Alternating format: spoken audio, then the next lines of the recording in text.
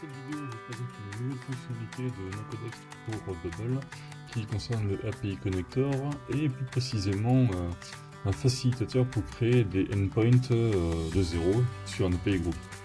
Et ici par exemple on est sur WhatsApp et on veut depuis Bubble pouvoir envoyer un message, une notification au code d'un channel. Alors, pour faciliter les choses, puisque la création d'endpoint c'est jamais très évident, on va aller ici voilà, sur l'icône WhatsApp et on va aller cliquer sur Postman. Postman, il fait quoi? Alors on va cliquer dessus, on va l'ouvrir, et là il s'ouvre côte à côte avec le navigateur. Donc ça c'est beaucoup plus évident. Postman il fournit déjà de la documentation globale sur des services API. Là en l'occurrence on va aller sur WhatsApp Cloud API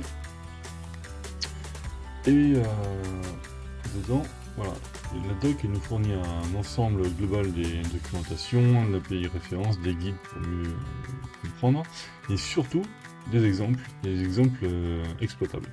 Là par exemple on va envoyer un simple texte auprès d'un téléphone avec un certain message. Donc là on voit qu'on peut appréhender beaucoup plus facilement l'usage du endpoint.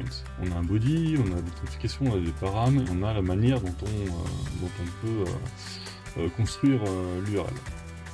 Voilà. Donc ça c'est très bien, mais il y a quelque chose d'encore plus puissant avec Postman, c'est que si on clique sur l'icône ici code, il va transformer la requête en un format curl qu'on peut utiliser. Donc on va copier ce curl, on va pouvoir l'utiliser et l'importer dans Bubble.